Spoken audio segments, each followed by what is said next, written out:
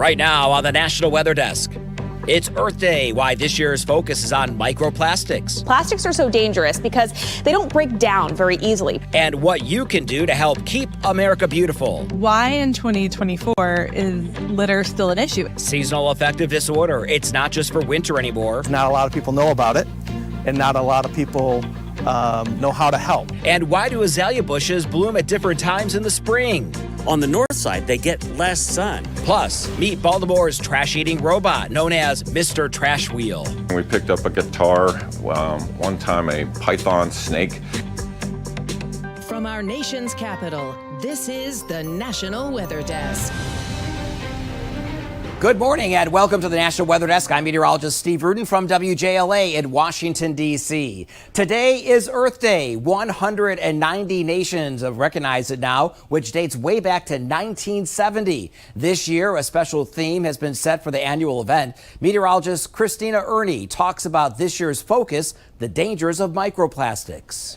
This year's Earth Day is focused on planet versus plastic. So organizers of Earth Day are calling for a 60% reduction in plastic production, so cutting it off from the source. Plastics are so dangerous because they don't break down very easily. Plastics only break down into smaller pieces known as microplastics, and an adult is estimated to consume the equivalent of one credit card of plastic each week. It takes a supermarket bag 20 years to break down into those microplastics. It takes a plastic water bottle 450 years and a diaper 500 years. So scientists have identified some fungi that can break down some types of plastic, but it's a slow process and way slower than how fast we create it. On the calendar, summer doesn't start until June 20th. However, the latest outlook from NOAA indicates most of the country could start feeling the heat as early as next month. NOAA's temperature outlook for May, June, and July calls for chances of above average temperatures across the mainland United States. The best chance for high heat are in the Northeast, Southwest, South Florida, and Washington State. What's missing on the map? You don't see any black or blue. That means no regions are expected to see below average temperatures. A new threshold for heat advisories is coming this year across the panhandles of eastern Texas and Oklahoma. So what does that mean? Meteorologist Corbin Vogus explains. There's going to be some new changes coming to the heat advisories and excessive heat warnings for a portion of the panhandles running into this year. This is going to take effect May 1st, so haven't gotten there just yet. But the old criteria in those red shaded counties you see on the eastern side of the panhandles, a heat advisory used to be 110 degrees. We needed to get to 115 in order to see that excessive heat warning. The National Weather Service in Amarillo, Lubbock, and in Norman have all collaborated together. They're actually going to reduce that to 105 for an advisory and 110 for the excessive heat warning. Big part to that is once we get to 105 degrees, that's when your risk for heat-related illnesses does increase significantly. Heat is the #1 leading cause for weather-related fatalities in the U.S., so hopefully that'll cut down on some of the fatalities we have. It's not just heat alerts that will be updated. The Michigan Department of Environment is changing the way they issue air quality alerts. This comes in the wake of last summer's Canadian wildfires. Meteorologist Trevor Robolo takes a look at the changes.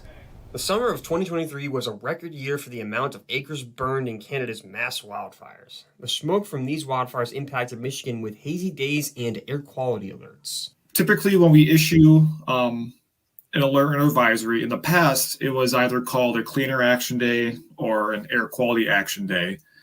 While the method that determines when Eagle will issue these alerts will remain mostly the same, the actual alerts will be divided into two different tiers. An advisory would just be to advise people that there's poor air quality. It would just be for the USG range. And basically, the USG range is basically just for those with asthma, respiratory illnesses, who are particularly more sensitive to poor air quality, hence unhealthy for sensitive groups, the threshold or category name. Whereas as you get to the unhealthy, very unhealthy, or worse range, everyone is brought in. It's a more broad, it's a larger population of people that are going to be influenced and affected by that poor air quality. So that's why we wanted to highlight that by creating the air quality alert. Smoke from fires can have negative health problems on anyone, but especially the elderly and those with respiratory issues. And so Eagle and the Department of Health and Safety are urging everyone to be aware of air quality as we inch towards summer. We've all heard of seasonal affective disorder, sometimes called SAD. For most, it's linked to winter days with fewer hours of daylight. But for some, the spring and summer months can also be a challenging time of year. Meteorologist Will Handy has more. I have no energy. I don't sleep very well. For Keith Rodwell, as temperatures climb, his depression begins to creep in. My birthday's in the summer. You'd think I'd be like, oh, yay, my birthday's coming up, and usually I am. But there's also the fact that I don't deal with heat well. Rodwell avoids being outside for long when the temperatures are above 70 degrees. Even just a couple days of yard work last summer sent him into a spiral. I didn't think I had any worth. I didn't think my wife should be with me anymore. I was just a drag on her. With summertime seasonal affective disorder, the onset is spring and summer as the days get a little bit longer. Mark St. Martin teaches counseling psychology at Western Michigan University. He says because summer SAD is so uncommon, people don't always respond well. It can be difficult for individuals with summertime onset SAD because not a lot of people know about it and not a lot of people know how to help. They think it's summertime, you should feel happy, you should get outside, but that's not the case for individuals who suffer from this particular disorder. It's estimated about 4 to 6% of Americans struggle with seasonal affective disorder. Of those, St. Martin says only about 10% have the warm season version. Try to maintain some sort of schedule or get some sort of schedule set up. That can be helpful. And if you or a loved one is struggling, don't dismiss it. It can be really hard for individuals to disclose that they're suffering with this because so many other people are so happy and want to do a lot of different things during the summer. If your allergies are bad right now, you're not the only one suffering. You can probably blame tree pollen. Theron Zahn explains. If your allergies are bothering you right now, you can probably blame tree pollen. Between March and June, that's when tree pollen is the highest in most parts of the country. It is summertime when grass pollen is the highest. So if you're having trouble right now with your allergies, you have a couple more months to tough it out before trees relent. And speaking of plants and pollen, azaleas are in full bloom in parts of Arkansas, but as meteorologist Barry Brand explains, they don't all come out at the same time. Many azaleas bloom in early April in Arkansas and the rest of the Mid-South. The earliest blossoms occur where azaleas get full sun, but these beautiful blossoms are on the north side of a Little Rock home. On the north side, they get less sun, and the ground is cooler for longer. They're sure showing off now. This time of year, it's not just trees and flowers showing their beauty. Spring storms can be intense, but sometimes they leave behind beautiful scenes like a double rainbow. How does this happen? Meteorologist Teresa Carter explains. Rainbows are very pretty, but it is really cool when we see a double rainbow. So what makes a double rainbow? Sometimes you can see another fainter secondary rainbow above the primary rainbow. The primary rainbow is caused from one reflection inside the water droplet. The second rainbow is caused by a second reflection inside the droplet. And this reflected light exits the drop at a different angle, 50 degrees instead of 42 degrees for the red primary bow. This is why the second rainbow appears above the primary rainbow. And a fun fact is that it will have the order of the colors reversed with red on the bottom and violet on the top. Now let's check to see weather as well as Earth Day events across the country today. Baltimore is offering free rides on public transportation, and there's a neighborhood cleanup featuring Baltimore Raven players. It will be sunny and dry in the Charm City with highs in the middle 60s. Next, we head to Gatlinburg, Tennessee, in the Great Smoky Mountains. Volunteers will be cleaning up West Prong River near the Little Pigeon River. Plan for sunny skies and highs of 60 degrees. Louisville, Kentucky is hosting a series of neighborhood cleanups on this Earth Day. After a cold start this morning with a frost advisory, the rest of the day looks fantastic with plenty of sunshine and highs in the middle 60s. And just outside of Minneapolis, Minnesota, the annual Unite for Earth Day event where Girl and Boy Scouts come together for education and conservation. A few showers will dot radar later on this afternoon with highs in the middle 60s. And coming up on the National Weather Desk, find out why 500,000 salmon were dumped into a California river. Plus, we take a deep dive to learn more about the history of Earth Day.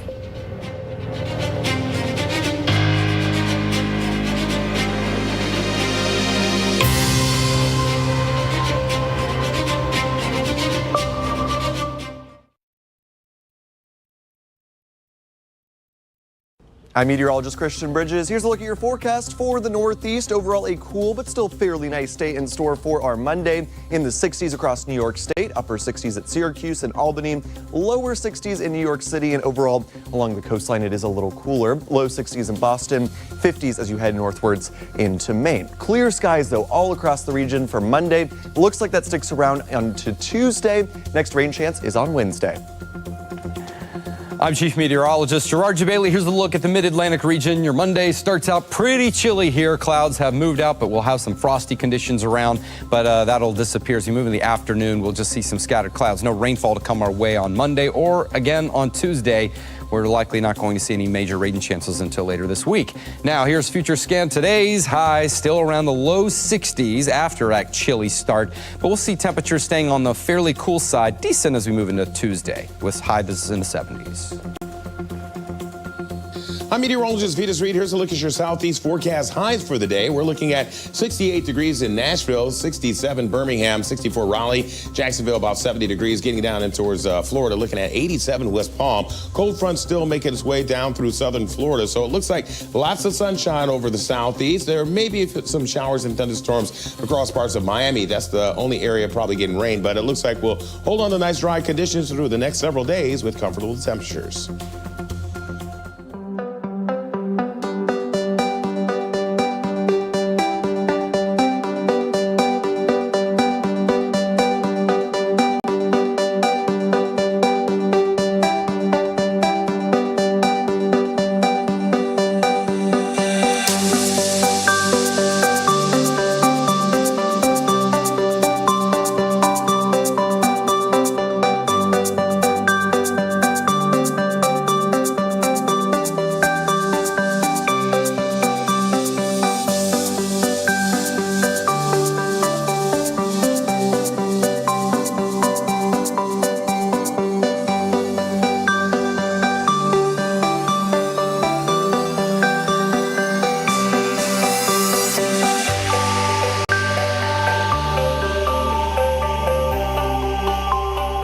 You are watching the National Weather Desk. When you think of weather in Seattle and the Pacific Northwest, rain comes to mind. But this year has seen very little rain, and it's also been a rather dry winter. The problem is so big, many states have declared a drought emergency. Meteorologist Shannon O'Donnell has more. The Emerald City, Seattle, known and very famous for our rain about 9 months out of the year. But for the last couple of months, we've been running dry. You can see that for the year since the beginning of January. We're already about 3 inches behind our normal. And just for the month of April alone, and this is significant, we're lacking in the April showers department, and we're 1.5 inches plus behind where we're supposed to be this deep into the month of April. So our spring season running a little bit rain-free around here in Seattle and Tacoma. As such, the state of Washington just announced an upcoming drought emergency, meaning there's a lot of concern about the lack of available water as we head deeper into spring and especially into the summer season. As we know, the snowpack around here was pretty grim. We only maxed out at about 50 to 75% of normal, and that's being generous. A little bit better as you got closer to Oregon, but the North Cascades and particularly the Olympics really ran dry this year. Now, that was well forecast, well expected. We've got an El Nino, and where we have a famine here in terms of snow. Other areas were feasting, particularly the Sierra Nevada. So great news for the Golden State there in California.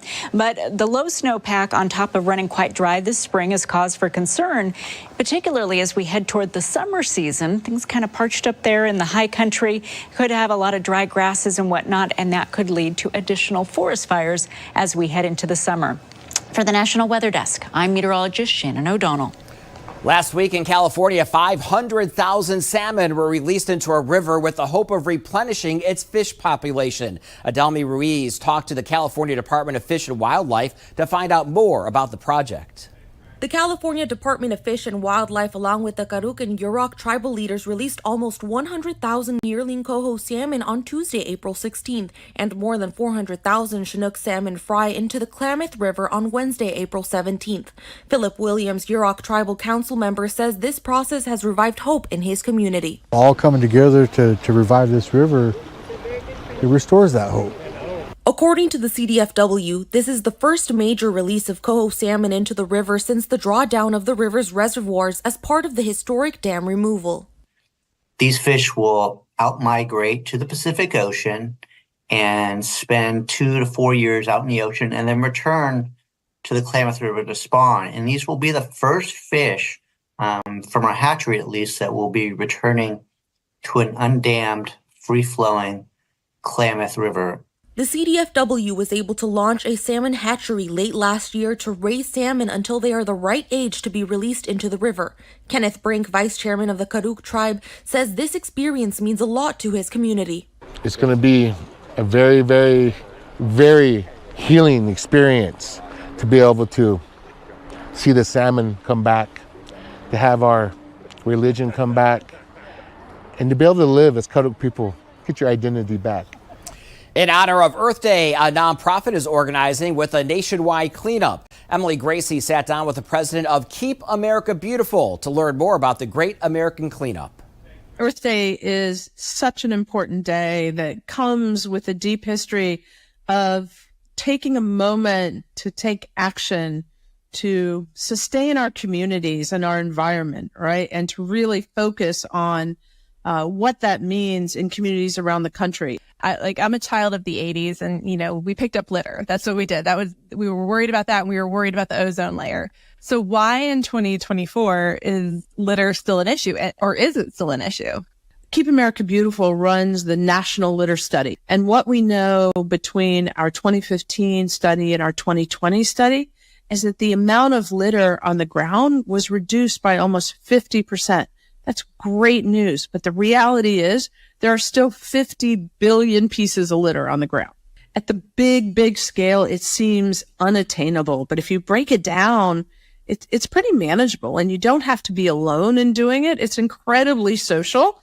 We have a program called flogging, which is picking up litter while jogging. Take a little string, athletic bag with you and put your litter in there, put recycling in there, and either take it home or drop it in an appropriate place on your jog. Couldn't be easier. All right. So what else do you have? What other fun programs can we participate in? We have a really remarkable program at Keep America Beautiful called Retreat. And Retreat is about recovering trees after natural disasters.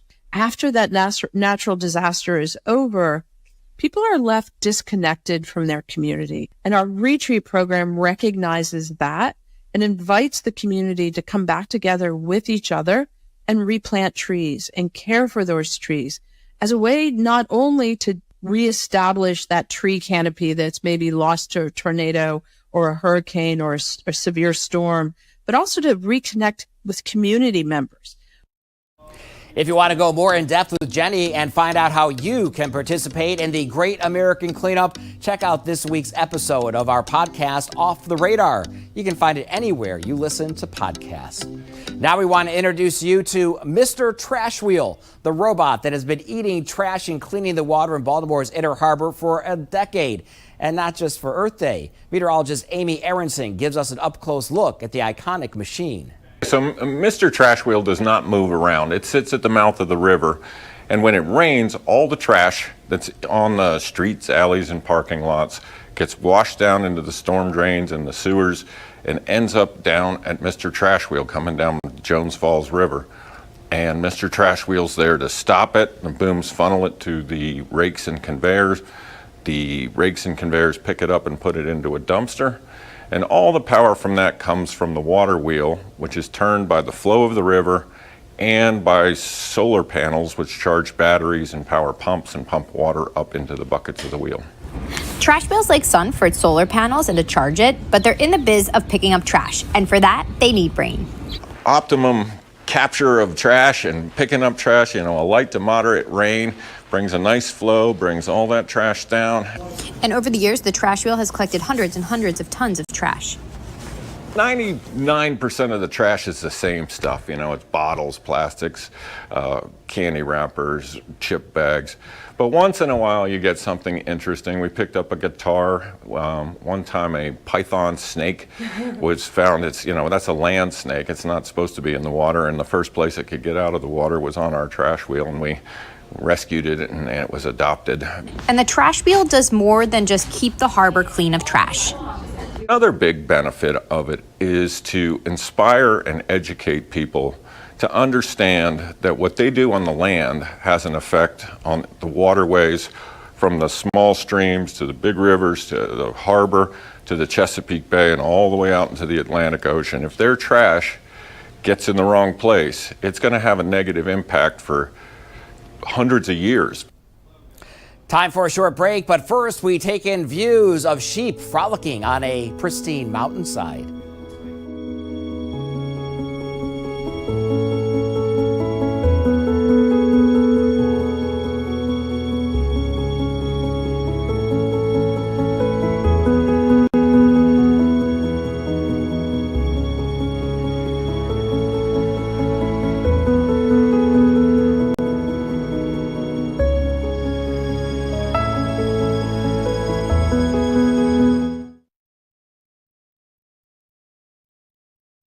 Well, a very good Monday morning, everyone. I'm meteorologist Andrew Buck-Michael. A few scattered showers across the plains today, but otherwise pretty quiet for most of us for the day today. That rain ramps up more heading into your day tomorrow, Tuesday, with some of that rain sliding down into the Great Lakes in the Ohio Valley. By the time we get to Wednesday, a little break in the action on Wednesday, with temperatures starting to warm up a little bit more across the plains. Be prepared for a chance for some thunderstorms as we head into later this week, and could see some strong storms as well later this week. Good Monday morning. I'm meteorologist Joe DiCarlo. Look at our forecast across the region, and we're starting off on the cool side for late April, 40s and 50s this morning. As we head through the day, really comfortable. We'll rise into the 70s for most of us, low 70s across our northern areas. And as we head into your Tuesday, dropping back into the 50s, and another pretty nice day, mid 70s for most. We will watch for a marginal severe weather threat across portions of North Texas into southern Oklahoma for Tuesday afternoon. Hi, everyone. I'm Theron Zahn. Look at the forecast for the western United States. High pressure still playing a big role in keeping things high and dry in parts of Nevada, also Colorado and Utah, and warmer temperatures expected for parts of Idaho and even Southern California. I got 65 for Los Angeles. That's actually a warm up, believe it or not. 67 in San Diego, but 99 in Phoenix, 95 for Las Vegas, 73 in Salt Lake City, and Denver hits 75. That's the scene from out here.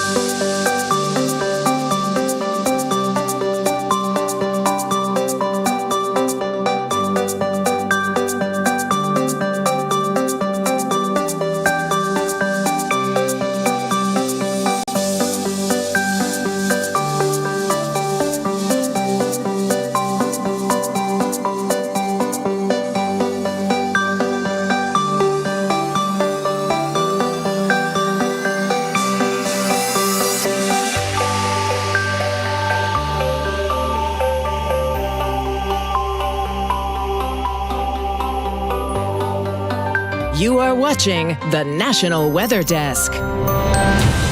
We have talked quite a bit about Earth Day today, but how and when did it get its start? Emily Gracie explains.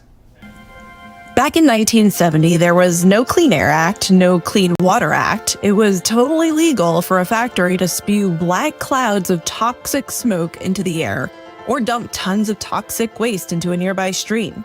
So a U.S. Senator named Gaylord Nelson had this brilliant idea of organizing a National Day of Environmental Teach-In. That became the very first Earth Day.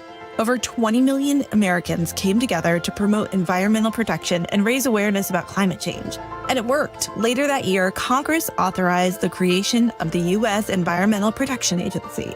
Fast forward to today, Earth Day has become a global phenomenon, celebrated in over 190 countries, and mobilizing billions of people to take action for a more sustainable future.